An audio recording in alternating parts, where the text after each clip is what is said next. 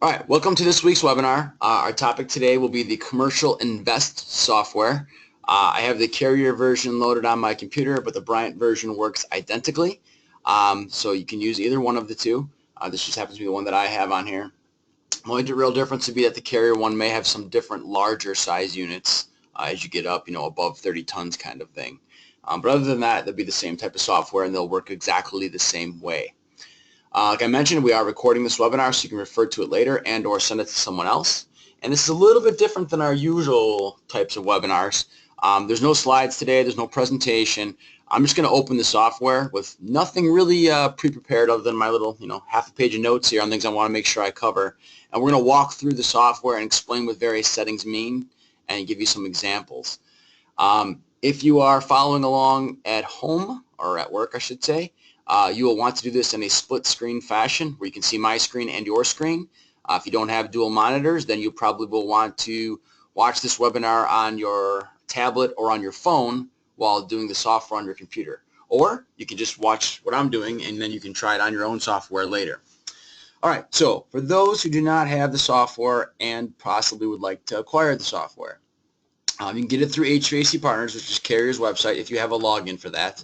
Also, temporarily, for purposes of this webinar, I have it posted on an FTP site. So that site is right up here, tecstorage.com/control/invest. No www, skip that, just go right to TEC Storage. I will see if I can also put that here in the chat box area. So you guys should be able to just click on that if you want. And then if you're going to download this software, what I want you to do is not click on it. I want you to right-click on it. So not the normal mouse, right-click on it and choose Save Link As, and then it'll ask you where you want to save it on your computer. It is a zip file, and it has lots of pieces associated with it. When you do open it, it'll look like this. You'll have these files in here. There's some basic instructions on how to use it as well as knowing what the password is. And then you're going to want to install this in a very specific order. Actually, you have to install it in that order. So you'll install this XBuilder piece, then the Enable, then the RTU Builder, then the Invest. This Invest software is overlaid on the top of many other software packages. So it needs those other pieces to be there and existing on your computer so it can steal from them.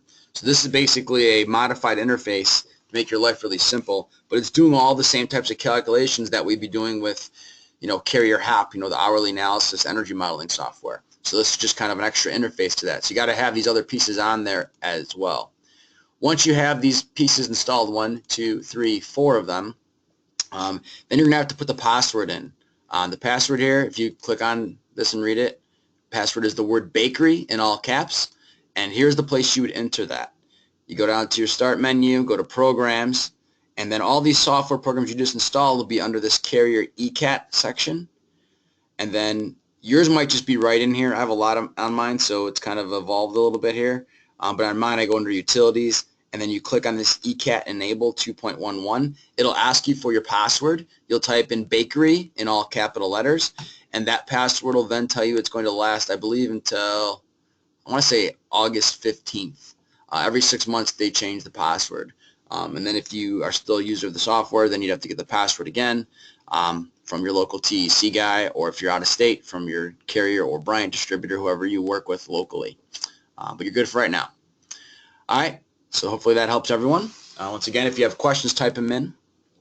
Then once you have all these pieces installed and you're ready to run the software, my case, I have mine just in the default scenario, which is that same Carrier ECAT, and it's Commercial Invest 3.60. I have the old one on there still as well. I've not converted all my jobs over, so I still have that on there. But 3.60. So that launches the software tool. All right, so this is what it looks like. I can open an existing project, which I do not have any because I just installed this newer version, or I could go open older versions if I happen to have those on my machine, right? If I'm doing a brand new project, I can hit New, right? And now I'm doing a brand new project from scratch with no information on it. So the first thing down the left-hand side of this pane over here is kind of my basic information for my project and my geography. And then on the right-hand side, I have, let's see if we can make it even bigger. On the right-hand side, I have the different pieces of equipment that I'm going to be proposing on this project. Right now I only have 2 columns, but we'll add more columns as we go, as we want to offer this building operator more and more choices. So for our example, I'm just going to call it webinar. Obviously you would call this whatever you want to call your project. I can select a job type, replacement, or new construction. Right? So if I'm doing a brand new project and I want to compare choice A to choice B, that's fine. If I am doing a replacement, a change out of an existing unit, then I'm going to pick replacement, and that's going to be normally what's going on. If I have any specific notes I want to write on this file, if I want to say that, you know, whatever, because this is one of 10 rooftops the customer has, or whatever that kind of scenario is that I want to type in there. There are also some preferences that I can set up. I can go to them up top here under View and Preferences. That's the traditional way to get to these preferences, although people often do not know how to get there. So now there's actually a button right here, Preferences, and you can click on that specifically. So these are preferences related to my project. There's a project preference and there's a general preference. General is pretty simple. Do you want English units or metric? Defaults to English, so you're good there. Then my preferences for this specific project. So the first one is my life cycle period. This is how long do I want to analyze this comparison of these 2 units. 5 years is the default. That makes pretty good sense. I know the rooftop's going to last 15 or 18 years or whatever it's going to last, hopefully, assuming you maintain it. But chances are whoever is doing the accounting, whoever the bean counter person is, isn't thinking 15, 20 years out into the future. So usually we do a 5-year analysis to show them their payback scenario. And you can change this to whatever you want. If they say that they want to analyze it over the whole life of the system, put in 15 years or whatever they want. The escalation rates for utilities, electricity and natural gas in this case, those escalation rates are if you have a decent guess at how much the cost of those fuels is going to be going up each year, right? So you can look at different things to kind of figure that out. I usually leave them at 0 for what I'm doing because I'm usually just trying to compare raw costs for people, raw energy costs for people. But if I was doing a specific project and I knew in that area that for the past 5-7 years that electricity costs have been going up 1.3%, I would punch something like that in there. And then if I knew the natural gas changes, I would punch those in there. All right, for right now, I'm going to leave mine at 0 because I just want to see the raw energy difference on year 1 right now anyway. Maintenance cost escalation rate. Right, so right now mine's at 0. If I know that labor rates have been increasing in my area of the country at 2.1% each year, I would put that in, or whatever I knew it to be. For right now, I'm going to leave mine at 0. And then I could also change the number of units I want to compare. Historically, the software has been used for 2-unit comparison, but more recently they've made it so you can change that. So I can go up to a maximum of 7 units to compare. We'll start out with 2 today, and then we'll add a few more as we go. All right, hang on a second. We've got some people having a technical issue. Okay, give me a second here.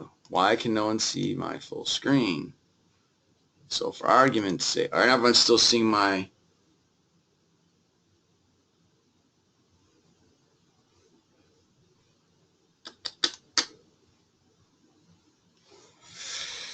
Well, that's not fun. Okay, hang on. Let's just, for argument's sake, exit the software. Do you want to save changes? No, because no one saw anything I put in anyway. Let's stop showing my screen and then re-show it again.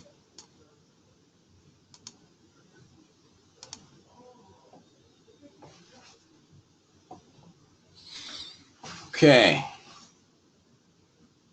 I think everyone's question was related to my screen being frozen on that other screen. So hopefully everyone now sees the folders I was talking about. So let's just assume that I would just wasted about 5 minutes of your life. And I'm going to explain this again a little bit. I was mentioning you had installed specific pieces of the software in order once you downloaded them from the FTP site. So you'll install file 2, 3, 4, and 5 because they all build on each other. Then the password location, which I mentioned here, is the word bakery.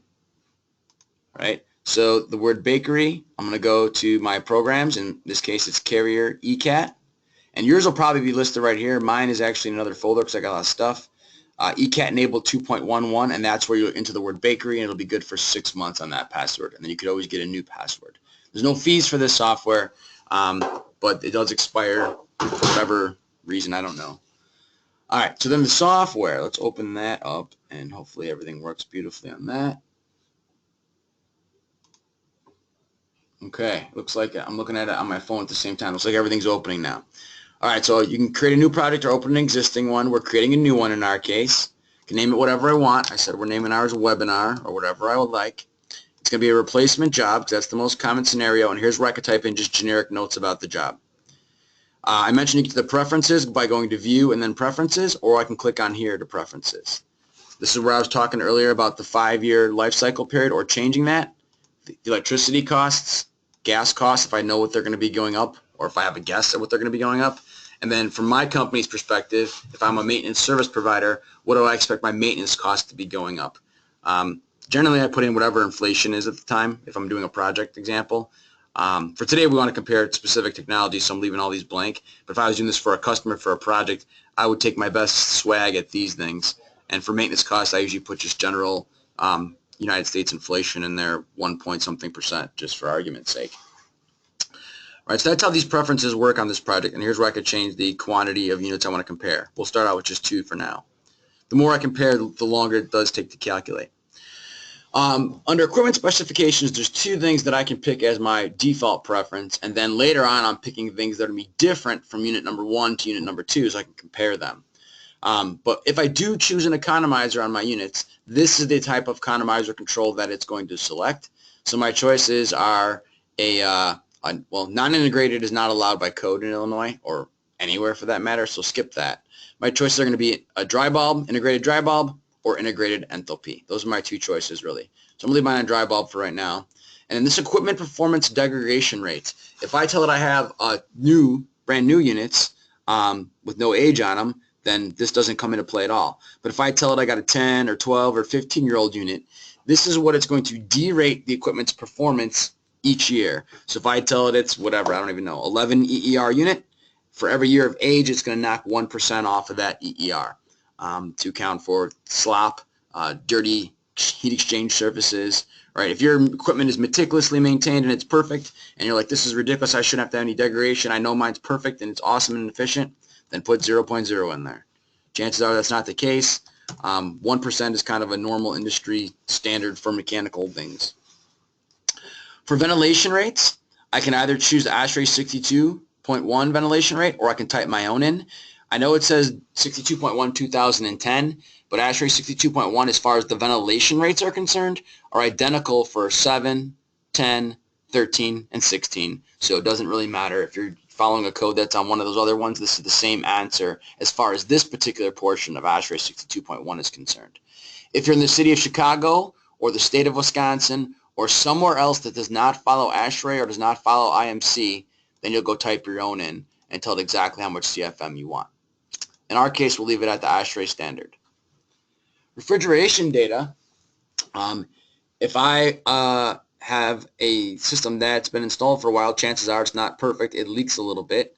Otherwise, you'd never have to recharge it again. You could have a perfect system. That's possible, but it's improbable. Plus, every time a tech hooks his gauges up to it, or her gauges, you lose a little bit of refrigerant each of those times. So the normal default standard is 2%. If you've done anything with like lead projects related to refrigerant credits, they are making the assumption that you have 2% leakage on all your refrigeration systems unless you have documented evidence of it being something different than that. So 2% is kind of the national average, so I would leave that in there unless you got a better number. And then how much you're paying per pound of refrigerant. There's some defaults in here. R22 seems to be going up and up and up. So as time goes on, you'll keep changing that, and it'll make less and less sense for somebody to keep an old R22 unit. Once you have these the way that you like for your project, you would say okay. All right. So I got my job information box on the top left-hand side done up here. The next section is my location information. Mine defaults to Illinois because that's where I do most work. So once I get it set the way I want, I'll probably come up here, go to project, and hit save as default. So if you have a specific place that you work all the time, you would want to do this. So, and it'll also save your preference defaults. So United States for us, Illinois, right out of the various states. And then which airport do I want? I want Chicago International Airport, which means O'Hare in this case. If you're in a different state, then pick the different state that you're in, right? So if you guys, I saw a bunch of guys are from Wisconsin. If you're in Wisconsin, pick one of these major hubs here, right? Same with Indiana folks and wherever you're at in the world. I'm going to leave mine at Illinois because that's where I'm sitting today, and that is also where I live. And Chicago is the closest thing to me. Right? But once I get that the way that I want and I get the utility rates that I want, then I'll save it as a default. Then the next thing is what building am I want to compare? Right? So I got some different sample ones in here. There's not a ton of choices. In fact, I should mention that in general with this software, I don't have a ton of choices. The entire purpose of this software is to give you simple calculations, actually rather give you complex calculations with simple inputs, so you do not have to do a full energy modeling analysis for something as simple as, hey, I got this 10-ton rooftop, should I upgrade it or not? I don't want to spend 3 hours developing an energy model for some little office building, right? So I have some of these default building types in here, and maybe they don't fit what I do. That's fine. If they don't fit what you do, take the best guess at it. And if you don't feel good about that, like you do a data center, well, first off, you're probably not using a rooftop, but if you were, this modeling tool is probably not going to be great for you. You probably shouldn't use it at all. You'll need to use something more robust, which would be something like HAP. So I can pick one of these normal categories, restaurant, office, retail are pretty common ones. I'm going to pick office because everybody knows what an office building is. And then what's my design cooling load? So whatever that is, I'm going to pick 15 tons for today, just for argument's sake. All right, you can pick whatever you want. I think it just said when you hovered your mouse over it, it tells you what the max is. So the minimum is 1 ton, the max is 150 tons. And that's true for some of these other categories too. And I hover my mouse over to tell me the maximum what I can do. Heating efficiency can be from 40 to 99%. If you've developed a 100% gas-fired rooftop unit, I'm sorry, we don't know how to model that. We'll have to guess and go 99, right? And you'll probably die of carbon monoxide. So I'm doing 15 tons in my example. You can do whatever you like. For the energy data, you can either use the EIA data for your state, which is the Energy Information Administration, right? So they do national averages and they do state averages for utility costs. So in my case, I pick Illinois. That gives me relatively close costs. If that's not what I pay, I'm on some random special utility and I get something really worse or really better than that. Really better. There's my grammar. I go up to the top and I say user defined, and I can punch in my electric and punch in my gas costs. And gas costs, you can do it per therm, or you can do it based on other units if you're buying gas in larger quantities. But per therm is what most small buildings would probably be aware of and know. In my case, I'm going to pick that as Illinois and take the default data. This will update automatically. Every time the software gets an update, they put the new EIA data on there, which I believe just changes once per year for these averages type thing. So right now they're saying it's about 9.5 cents per kilowatt hour for commercial electric rates in Illinois. So if this is the way I like it, I can save, come up here and go save as default and kind of make it my de facto standard for other projects. If you guys have questions, type them in and I'll try to answer them as we kind of move along. So let's do our first example. We'll keep it pretty simple. So I have 2 columns over here on the right. I have a base unit and I have a proposed unit. All right, and we got room for more columns down the road here. I can name them whatever I want. So in my case for today, existing and proposed is fine.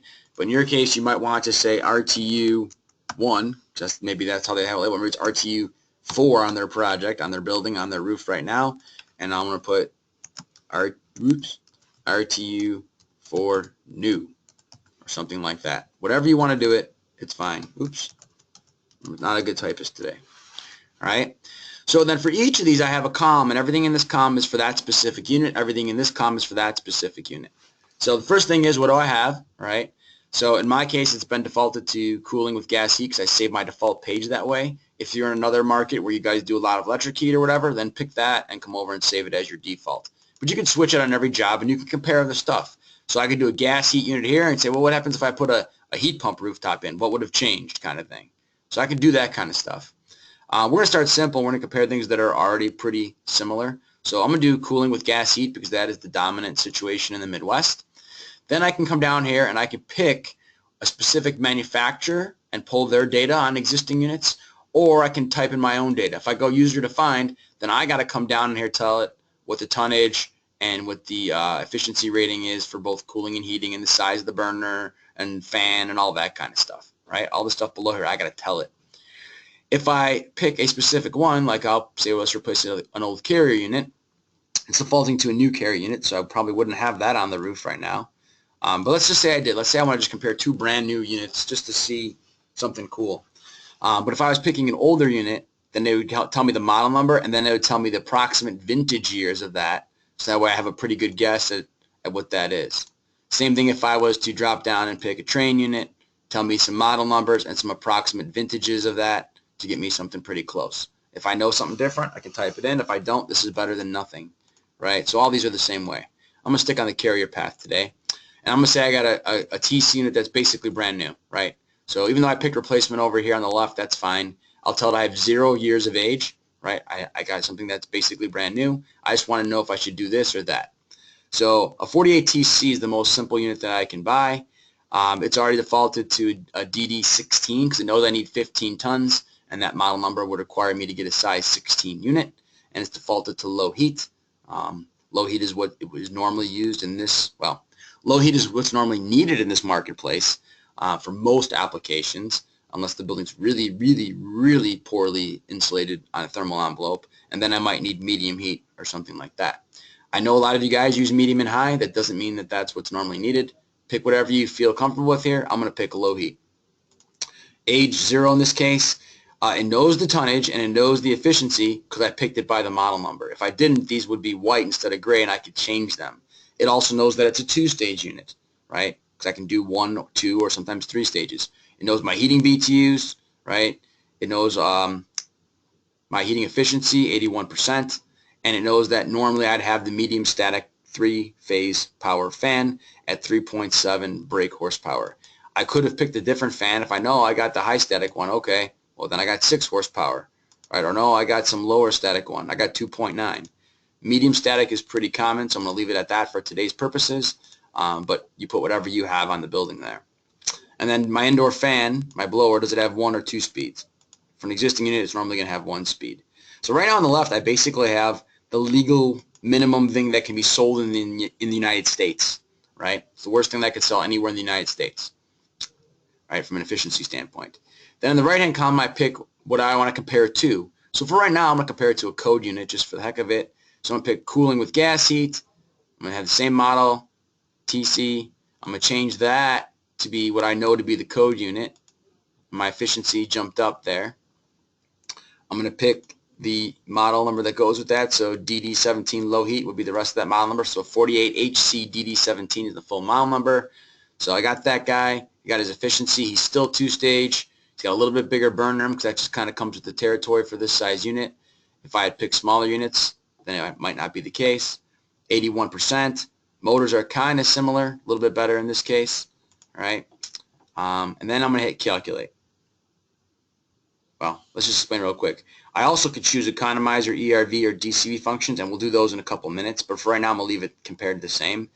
And I could also put costs in here of the equipment, the installation, repairs per year, or downtime if I'm suffering from my system being down, my building has to close or something.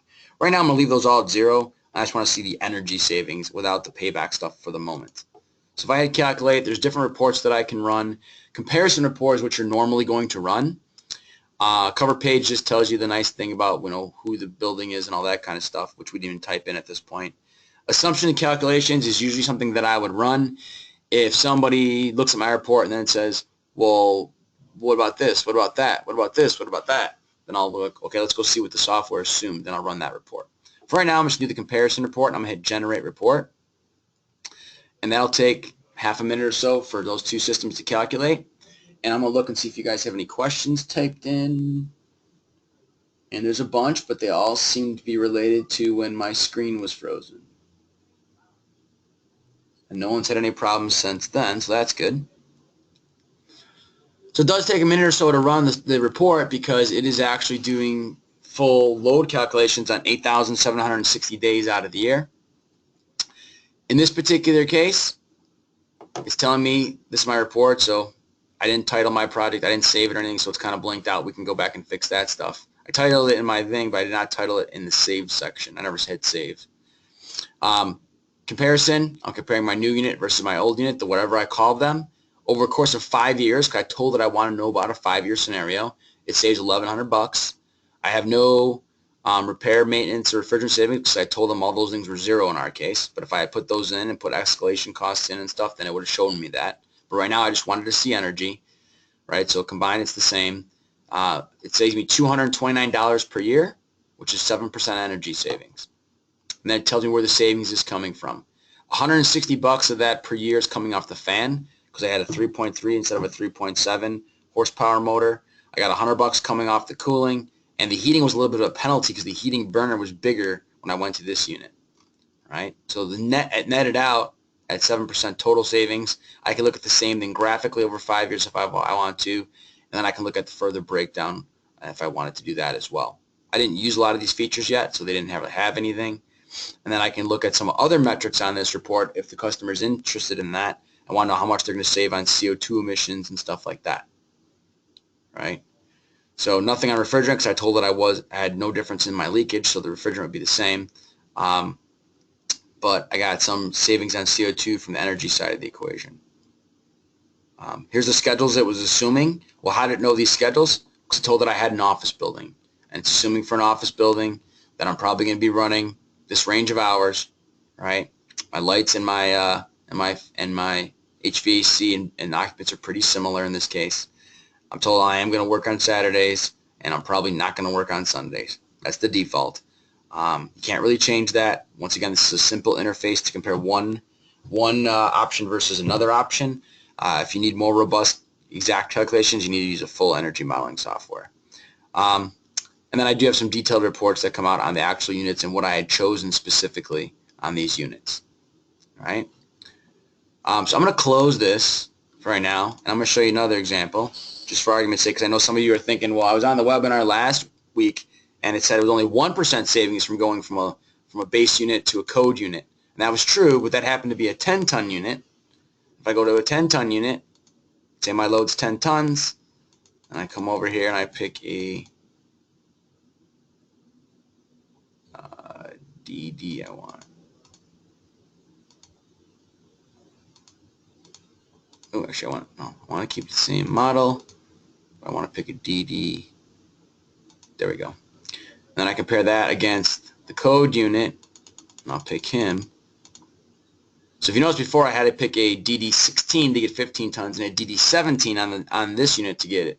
Slightly different chassis at that breaking point, slightly different model of unit. But now I got the exact same unit, exact same cabinet, exact same everything, just a little bit better efficiency. So now everything lines up pretty evenly. Same heating size, which I did not have before. Same motors, which I did not have before. The only thing that's different is the cooling efficiency. Right? So if I did that, then the savings is not that much different. So these answers are very specific to the model of unit that you choose and the tonnage that you're operating at. That will make a difference. You can't just like say, oh, let me just run an example for a 10-ton unit and then go around telling everybody you'll save exactly, in this case, 1% energy savings if I go to a code unit. Well, it's 1% at a 10-ton unit for this particular manufacturer. I could have a different manufacturer, I can have a different size from Carrier, and it may be different, like our last example was 7%. So it does change based on these answers. Jonathan asks if the assumptions can be changed, such as hours of operation. The answer to that is no. I don't have anywhere in here that I can access that data, right? All these preferences are the ones we just looked at before because this is a simplified tool.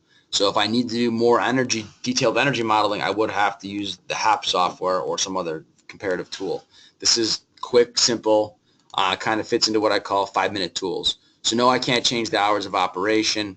If my office said, oh, we don't run from 6 a.m. to 10 p.m. for the HVAC, we actually run from 6:30 to 8 p.m. Okay, well, we don't have anything that can compare that exactly in this particular case, so we'd have to just do it as close as we can, kind of thing. Honestly, it doesn't really matter, Jonathan, because with this or any other tool that calculates energy savings, it spits out some amount of dollars of energy you're going to save, and that never, ever, ever, ever lines up with the actual amount of energy in the building. In fact, if this existing unit that I have here, if it tells me it's operating and it costs them $3,000 a year to run, if I look at their actual bills or I put metering on their equipment, it may not be $3,000, it may be $1,200, it may be $5,000. It's a pretty wide range on how accurate any energy modeling tool is going to be to real life because all the occupants do whatever they want and the installation practices are different from contractor to contractor and the maintenance is different. So really, personally, I just try to get in the ballpark here, but I understand what you're saying, and no, we cannot modify it. So if we want to compare more units, we can add more columns here. So let's add a couple more columns just for argument's sake. We can fit 4 on the screen, it looks like. So if I want to compare something else, right? So I got this minimum thing. Let's say my minimum thing is now, maybe say it is an old unit. Let's say it's a 12-year-old unit. It's not dead, but it's getting kind of up there, a little long in the tooth. I can tell it what the efficiencies are, or I can pick a model number that's about 12 years old, which is probably what I'll do. So if I do, there's a it's kind of a TJ, it's kind of big. I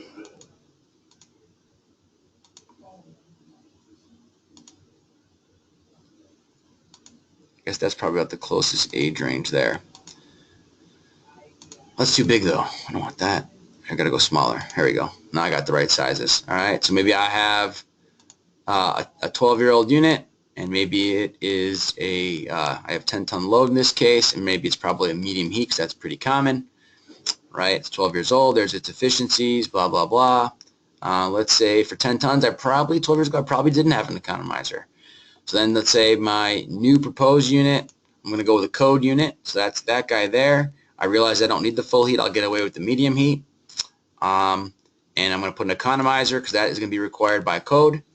Then I'm going to do another option, RTU for option, right?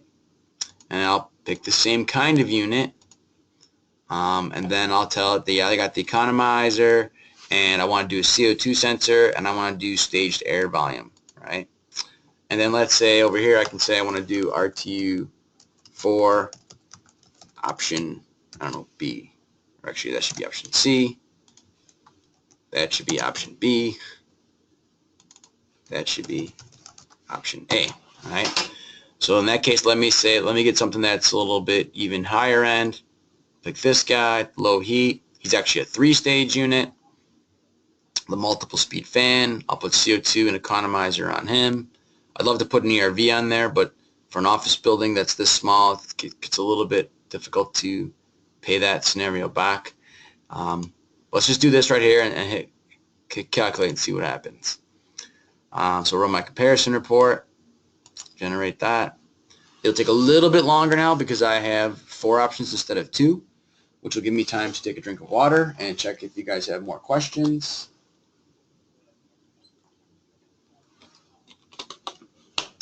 Do not see any questions at the moment. If you do have questions, type them in. Or if you don't have the software installed yet and you want me to compare something very specific today, we can do that. We can run whatever comparison you like to see.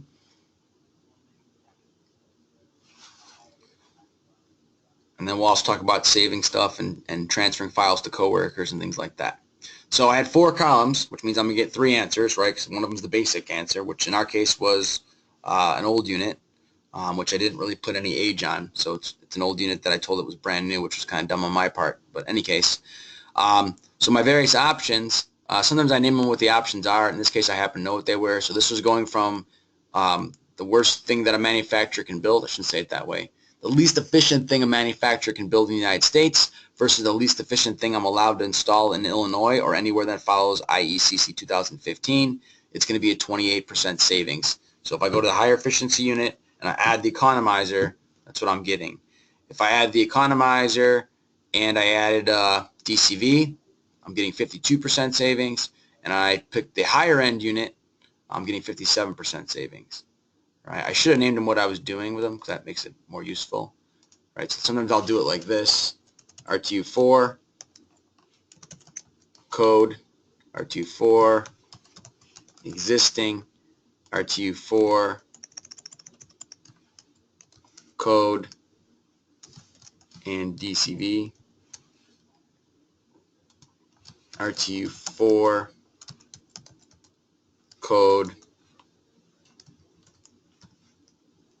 oops, I don't know what the hell I was saying there, 48, LC, which I know is the high-end unit, and DCV. Might do it that way. So maybe we'll look at that in a second here, and we'll calculate it out that way just so we remember what everything had on it on our reports. Let's also, I did tell we had 12 years, I'm sorry. We did have some age on that thing. Yeah, we also did a fan on that guy.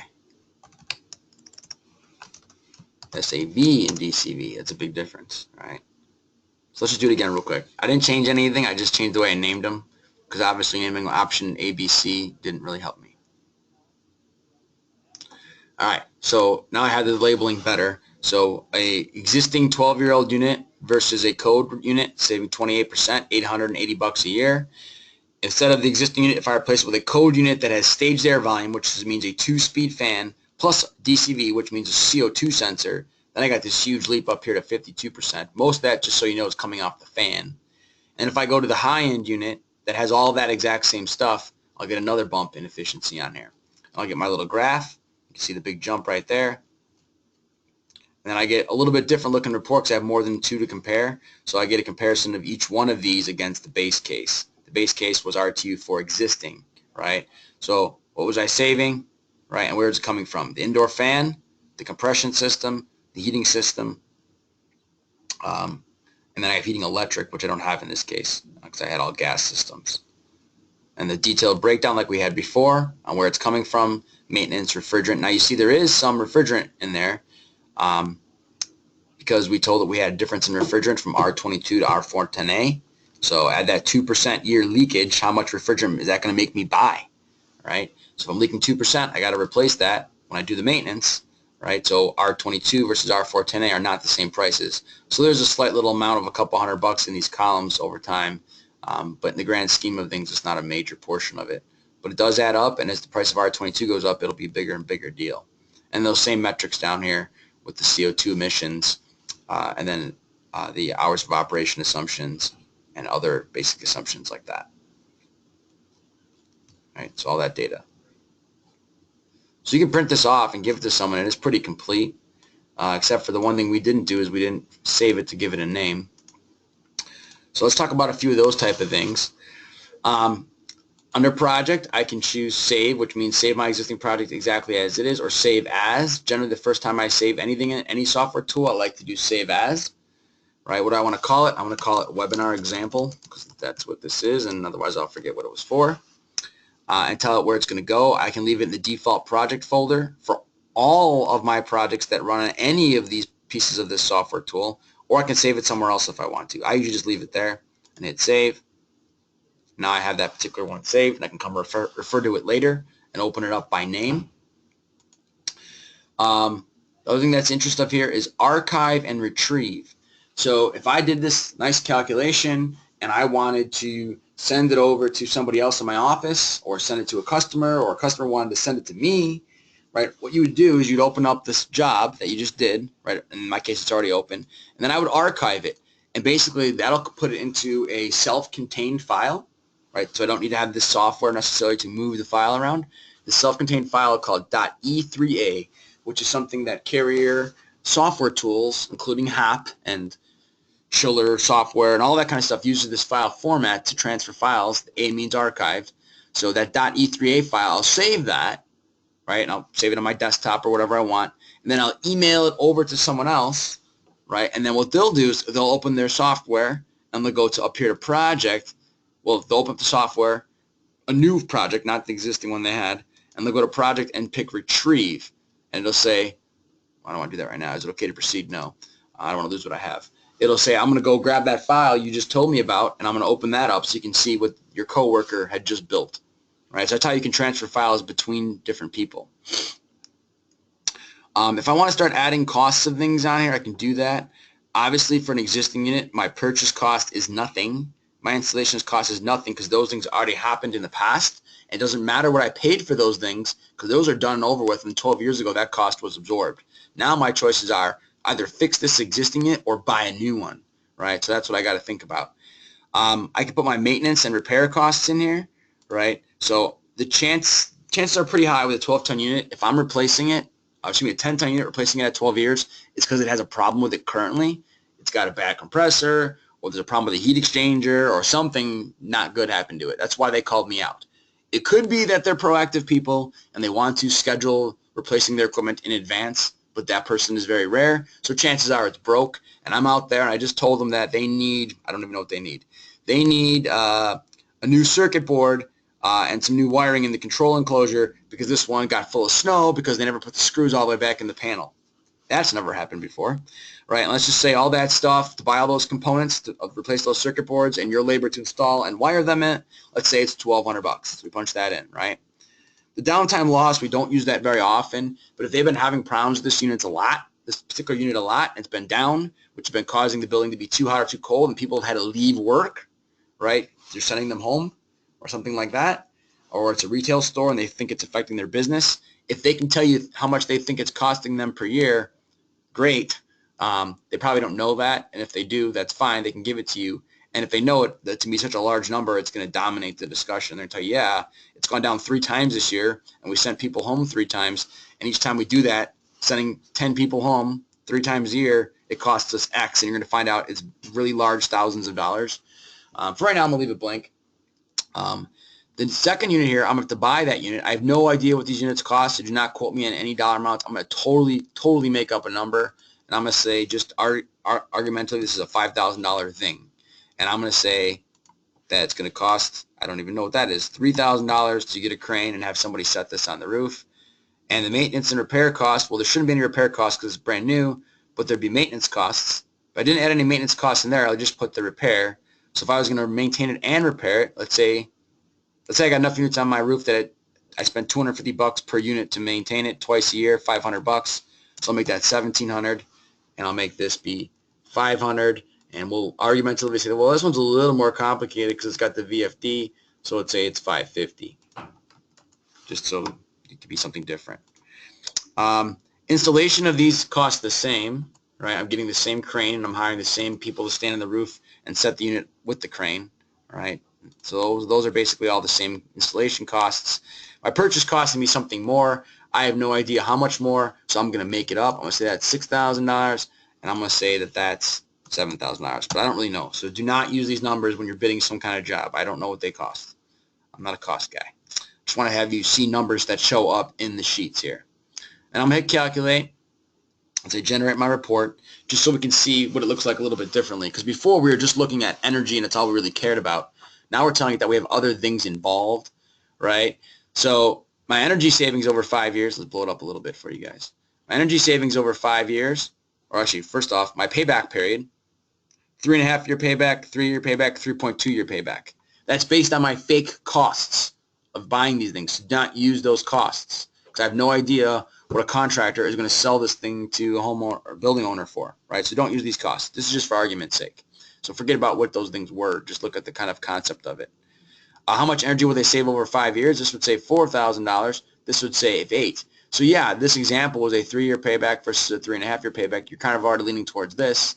And then you go over here and say, well, okay, 3 versus 3.2. Oh, the payback's longer, right? So if I only pick my choice based on payback, I'd pick this middle column. But I'm looking at this going, well, over 5 years, not only am I going to pay it back in 3 versus 3.2, which is almost the same answer, but I'm also going to save another $700 a year. So it may be worth it going towards this other unit if that was the case, right? So how much you're going to save in maintenance and stuff like that. We talked about that. Total savings over 5 years. So over the course of 5 years, this thing saves me $15,000. This saves me $15,500. So it's just kind of a different way of looking at some of this stuff. Energy costs in terms of dollars and percent. Savings after payback period. Right. So there's different ways of looking at it. And you can do these same kind of things graphically because some people may want to see it this way. Right. When I look at it like this, it's like, oh, that's nice. Those are nice numbers. When I look at it over here, I know that between this choice on the left and this middle choice, there's some giant leap. There's something that I should be doing here. There's a big difference. So I should really pay attention to that visually. All right. So that's kind of just how that works. And then obviously the same data that we were looking at before is once again populated down there. And if I look at the breakdown of how that's happening, right, this unit didn't cost me anything because I already own it. If I bought the code unit, it cost me more money. But over time, this is my cash difference, right? It cost me $8,000 this year, and then I'm going to only spend $2,200 instead of $3,100 on energy costs. And my maintenance costs are basically the same as the old unit, but my repair costs will be hopefully non-existent or significantly less, right? My refrigerant cost is less because I have 410A instead of 22. And so my total operating cost is less. So then there's the net difference of all that discussion. And then you can see the cash flow. Year 0, I pay $8,000 out of my pocket. Then year 1, I'm totally cumulative, I'm down to negative 57, negative 34, negative 12, and then somewhere between year 3 and year 4, right, that's my payback time, I start getting positive cash flow. And if you wanted to, you could change this from a 5-year comparison to a 10 or 15-year comparison and see even more positive cash flow happening. All right? So we'll do that, and with the next example, we'll hit that button just so you can see that. And then the same stuff we had before. So if I go back to this, and let's just say I've been told that my energy costs for electricity are expected to escalate 1.7% each year. Let's say gas is expected to basically be the same because that seems to be what's happening. And I'm expecting 2.2 inflation and or maintenance cost, however you want to look at it. And let's say I've already looked up the refrigerant prices and I know R22 is actually $135 per pound or whatever, right? Just a few of those kind of little tweaks. I say okay to that, right? And now if I were to hit calculate again, some of those escalations will be involved in the discussion.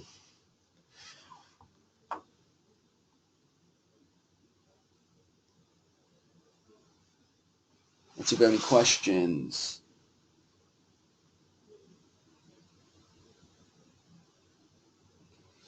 Kathy typed in if we can add an economizer on the old unit in this comparison. Yes, we can do that. That's possible. The reason I didn't have it on there is because the age of that unit from a code perspective didn't require it, but they might have had it anyway. And then also listed that it had a high static on the old unit. That's true. That was the default for that particular unit. We can certainly change that kind of stuff. And we'll come back to that in a second here. So if I looked at that, that did tweak my answers a little bit. You can see because I put the escalation of energy and maintenance costs in there, it did tweak my answers here a little bit. Right? Wasn't major because I didn't put major cost differences in, but it does change the answers. All right. What you're asking about is you want an economizer on there. That's fine. You can do that on the old unit. And then the motor horsepower, it was listed as high static because that unit was available in standard, high static, and alternate. Whereas the current series of units, I can get standard, medium static, and high static are the way that they are listed out. Right? So standard is 2.4 currently, medium is 3.7 on this 10-ton unit, and high is 4.9. Right? So I picked the middle one. On this guy, standard was 2.4, high, which is basically medium, was 5.2, and alternate was 2.9, which is actually a lower one. But yeah, you can pick whatever ones you want. So I'm not sure which one you want to compare. I mean, you want to compare exact motors? You probably can't even buy them exact the same anymore. But, well, okay, we do standard and standard, 2.4 and 2.4.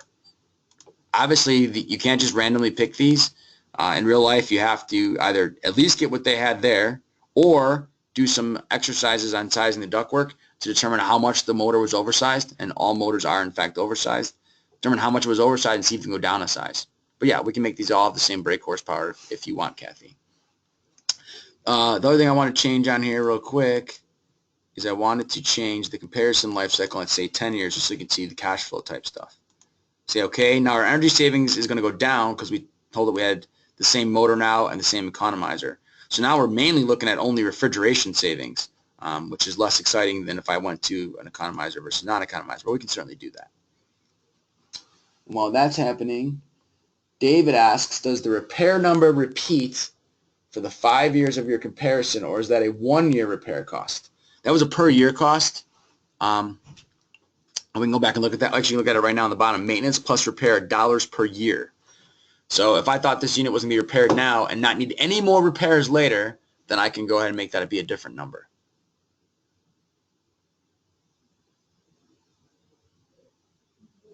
We can do that next if you want, David, after this calculates with Kathy's suggested changes, as well as making it to a longer cash flow. Right, so that will change the answers. So the paybacks, instead of being 3 point something, are now 4 point something because the old unit had an economizer. So now all my savings is on this first one is mainly coming off the refrigeration side of the equation because I have the same motors and the same economizer now on the old and the new. But you can certainly make any of those changes that you wish. What I wanted to show you guys, though, is when I go down here to the annualized cash flow difference, instead of 5 years, I told it I want a 10-year period.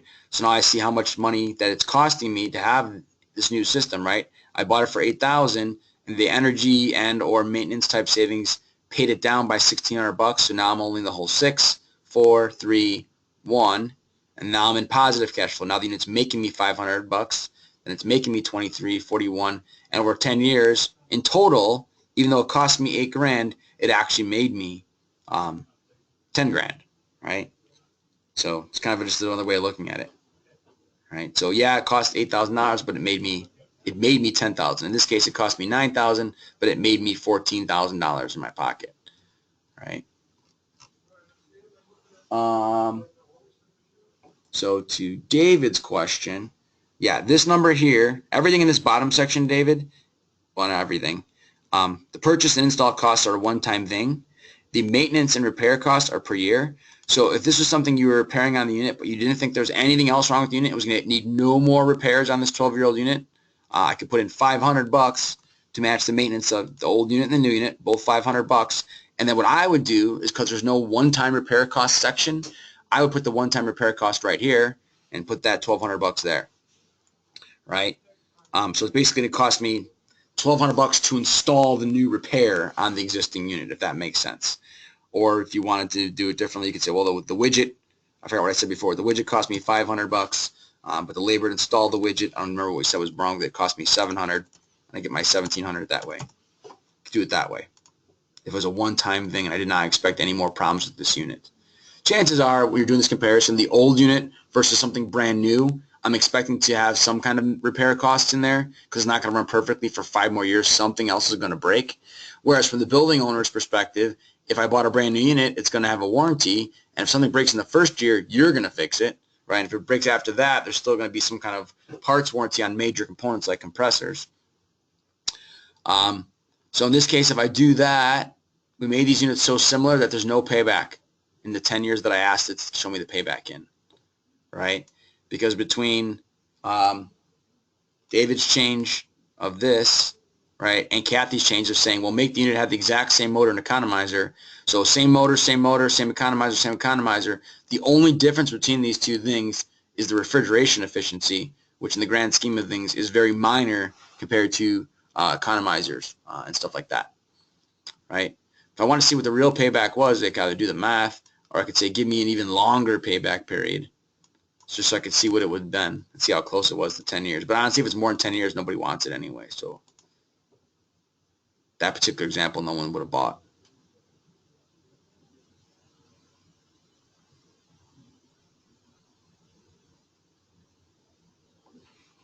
While that's happening,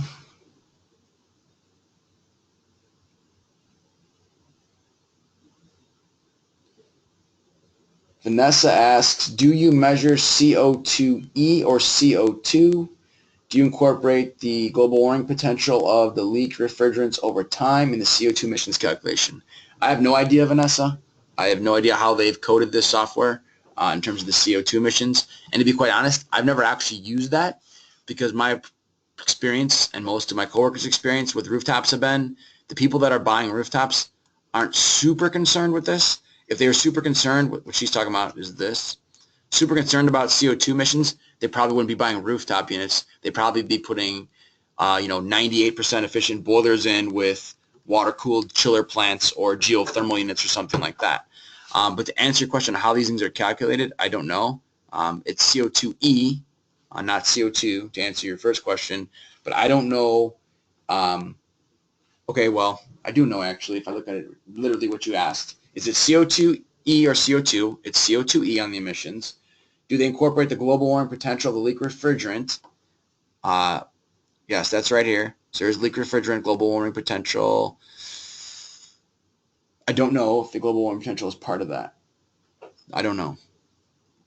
I assume that it is because that's probably the bulk of what the CO2 emission is related to refrigerant. So that's probably this right here. So 102 pounds of CO2 based on the refrigerant leakage versus 683,000 pounds on the energy side of the equation. So hopefully that answers your question. I'm not an expert on that, but hopefully that explains what you were trying to do. So based on those, the old unit and the new unit being nearly identical units, the payback would have been 13.6 years because everything is so similar between those two units. So what that would tell you is that this unit, if it's still running, don't replace it just on energy savings alone, right? If it's this similar to the unit you want to put in. This unit and this unit are basically identical units except for slightly more surface area on the coil for refrigeration transfer. But other than that, basically the same heating unit, same fan in this case we picked the same economizer, we picked everything so identical it didn't make sense. However, if I said, well, let's look at the existing unit and not compare it to bringing it up to code, which would be a 13-year payback, if I bring it into staged air volume BCV, now the payback is 8 years, which is a little bit better, but probably still pretty long for a rooftop unit because the current unit they have is actually pretty good. All right, so what else do we need to cover? We can continue adding more columns, up to 7 of them here.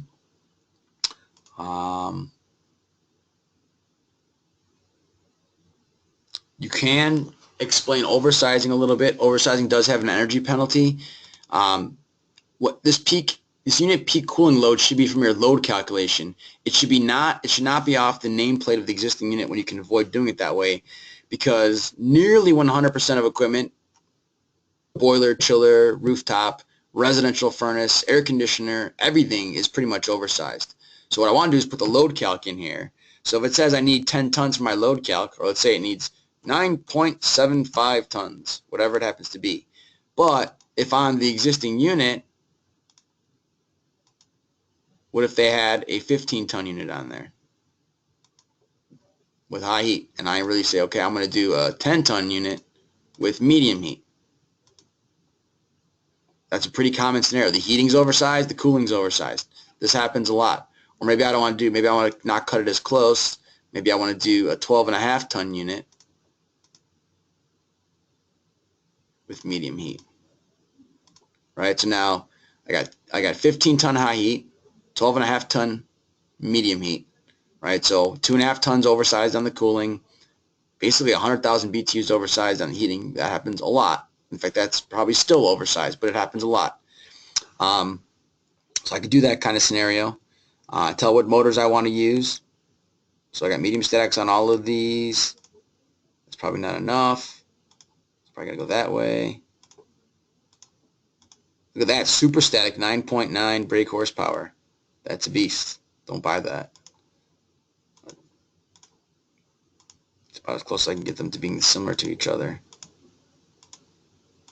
I will have to just do it that way. And then this one, let's get it, well, there's only one motor that came on that unit, so you're going to get 6 horsepower. So let's make these a little bit closer, assuming I was close on the ductwork. Let's just do it like that, just for argument's sake. Then maybe my purchase cost goes up a little bit because I got to have a curb adapter of some sort. I don't know.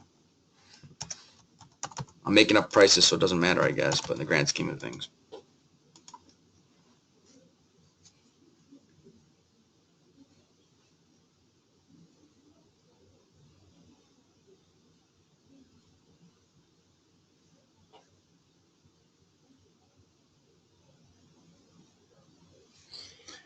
We're about wrapped up, but if anybody has more questions, then this would be a great time to go ahead and type them in, and I'll spend 3-4 more minutes answering last questions before we cut loose there. All right, so there's the kind of results that I get. I think this unit we had this slightly smaller brake horsepower, which always seems to give us a very good payback scenario, because as you do more and more of these, you'll realize fans matter a lot. If I don't remember if it had the smaller brake horsepower, I can look at it.